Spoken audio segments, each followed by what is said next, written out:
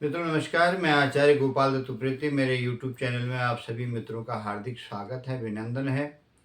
मित्रों, चैनल को like subscribe करते रहें और आपको शास्त्रोक्त विधि के अनुसार से तीज त्योहार व्रत जो भी है उसके बारे में पता लगता रहे।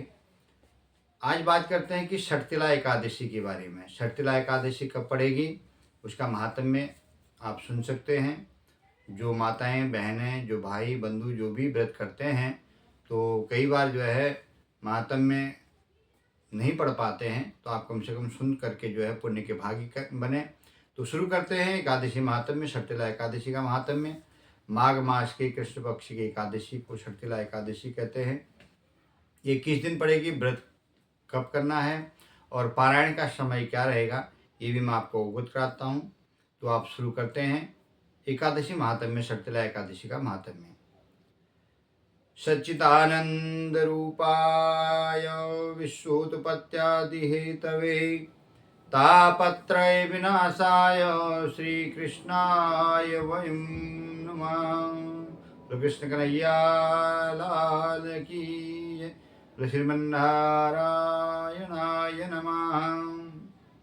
एक बार की बात है, जो दालंब ऋषि के जो पुलस्त्य ऋषि से पूछा, मुनीश्वर, मनुष्य मृत्यु रोग में ब्रह्म हत्या आदि महान पाप जो करते हैं, दूसरे के धन की जो चोरी करते हैं तथा दूसरे की उन्नति देख करके जो ईर्षा रखते हैं, परंतु फिर भी वह उनको नरक प्राप्त नहीं होता है, सो इसका क्या कारण है कि इतना पाप करने के बाद भी उनको नरक प्राप्त नहीं होता है, वो जाने।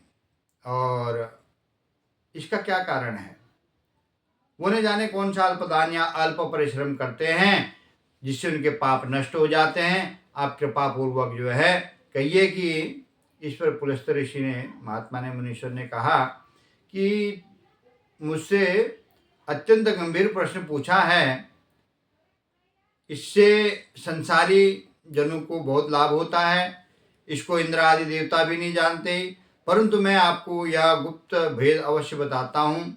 माघ मास आने पर मनुष्य को स्नान दान आदि से शुद्ध होकर के रहना चाहिए और इंद्रियों को वश में करके तथा काम क्रोध लोभ मोह ईर्षा अभिमान आदि का आश्रमण नहीं करना चाहिए। उसको हाथ पैर धो करके पुख्य नक्षत्र में गोबर कपास तिल मिला करके उपले बनाने चाहिए। उन कंडों से 108 बार हवन करें और यदि उस दिन मूल नक्षत्र हो और द्वादशी हो तो नियम से स्नान आदि करके नित्य क्रिया से शुद्ध होकर के भगवान का पूजन कर कीर्तन करना चाहिए। एकादशी के दिन व्रत करें और रात्रि में जागरण तथा हवन करें।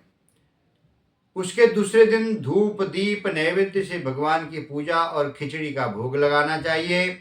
उस दिन श्री कृष्ण भगवान का पूजन करना चाहिए। उनको पेठा नारियल सीताफल या सुपारी सहित अर्घ देना चाहिए और फिर उनकी स्तुति करके इस प्रकार करनी चाहिए कि हे भगवान, आप अशरणों को शरण देने वाले, आप संसार में डूबे हुए का उद्धार करने वाले, हे पुंडरीकाक्ष, हे कमल नेत्रधारी, हे विश्व भगवान, हे जगत गुरु, आप लक्ष्मी जी सहित मेरे इस तुच्छ अर्घ को स्वीकार कीजिए। इसके पश्चात ब्राह्मण को तिल दान करना चाहिए। इस प्रकार मनुष्य जितने तिल दान करता है वो उतने ही सहस्त्र वर्ष स्वर्ग में जो है निवास करता है। तिल स्नान, तिल की उगटन, तिलोदक, तिल का हवन, तिल का भोजन, तिल का दान, यह षट तिला बोला गया है। इस प्रकार तिल के ये 6 कर्म अवश्य करने चाहिए षटतिला एकादशी के दिन। इससे अनेक प्रकार के पाप दूर हो जाते हैं। एक दिन नारद ऋषि बोले, भगवान आपको नमस्कार है, षटतिला एकादशी को पुण्य जो होता है उसकी कथा क्या है, सो कृपा करके आप मुझे बताएं। तो भगवान कृष्ण बोले, हे नारद, तुमसे आंखों देखी सत्य घटना कहता हूं, ध्यान पूर्वक सुनो। प्राचीन समय में मृत्यु लोक में एक ब्राह्मणी रहती थी। वह सदैव व्रत किया करती थी। एक समय वह 1 माह तक व्रत करती रही। इससे उसका शरीर अत्यंत दुर्बल हो गया। वह अत्यंत बुद्धिमानी थी, परंतु फिर भी उसने कभी भी देवताओं तथा व्रतों का अपमान और मन अस्थिर नहीं किया। इस प्रकार मैंने सोचा कि इस ब्राह्मणी ने व्रत आदि से अपना शरीर शुद्ध कर लिया है और इसको वैष्णव लोग भी मिल जाए, परंतु इसने कभी अन्नदान नहीं किया, इससे इसकी तृप्ति नहीं होना कठिन है। ऐसा सोचकर मैं मृत्युलोक में गया, उस ब्राह्मणी से अन्न मांगा। वह बोली, हे महाराज, आप यहाँ किस लिए आए? मैं कहा मुझे भिक्षा चाहिए।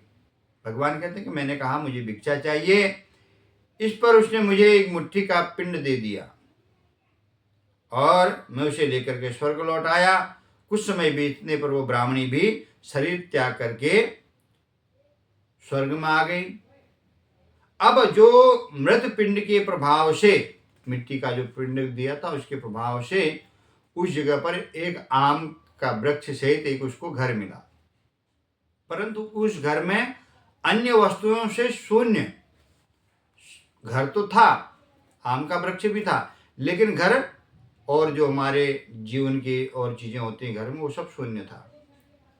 अब वह घबराई हुई मेरे पास आई और कहने लगी, भगवान, मैंने अनेकों व्रत आदि से आपकी पूजा की, परंतु फिर भी मेरा घर वस्तुओं से रहित है, तो ऐसा क्या कारण है? मैंने कहा कि अपने घर में जाओ और देव स्त्रियों से तुमने देखने आएंगी। अब जब वो देखने के लिए आएंगी तब तुम उनसे षटतिला एकादशी का पुण्य और विधि सुन लो, तब ही द्वार खोलना। भगवान के ऐसे वचन सुन करके वह अपने घर आ गई और देव स्त्रियां आई और द्वार खुलवाने के लिए उनसे बोलने लगी कि देवी आप द्वार खोलो। उस ब्राह्मणी ने कहा कि आप मुझे देखने आई हो तो आप मुझे षटतिला एकादशी का महात्म्य सुनाओ। उनमें से एक देवी स्त्री बोली, सुनो मैं कहती हूँ। जब उसने षटतिला एकादशी का महात्म्य सुना दिया तब उसने द्वार खोला। देव स्त्रियों ने उसको सब स्त्रियों से अलग पाया। वह ब्राह्मणी ने भी देव स्त्रियों से कहे हुए अनुसार षटतिला का व्रत किया और उसके प्रभाव से उसका घर धन धान्य से भरपूर हो गया। अतः मनुष्य को मूर्खता त्याग करके षटतिला एकादशी का व्रत करना चाहिए। इससे मनुष्य के जन्म जन्म में आरोग्यता प्राप्त होती है। इस व्रत से मनुष्य के समस्त पाप नष्ट हो जाते हैं। तो आप 14 तारीख को षटतिला एकादशी का व्रत करें। प्रातः काल उठ करके, उस दिन मकर संक्रांति भी है, जल में थोड़ा गंगा जल मिलाएं और थोड़ा तिल मिलाएं और उससे स्नान करें। स्नान करने के बाद में भगवान का पूजन करें और रात्रि का जागरण करें। उपवास के बाद में अगले दिन द्वादशी को 15 तारीख को आप जो है 7:30 बजे से 9 बजे के बीच में बढ़िया सुंदर खिचड़ी बनाएं, खिचड़ी का भोग लगाएं और ब्राह्मण अगर मिल सके तो ब्राह्मणों को जो है तिल, घी और खिचड़ी, फल, रेवड़ी इत्यादि आप बांटें, उनका दान करें और जो भी आपके वाचिक, कायिक, मानसिक जो भी आपके पाप हैं वो सब नष्ट होंगे। इस प्रकार जो है षटतिला एकादशी का व्रत करके आप पुण्य के भागी बने।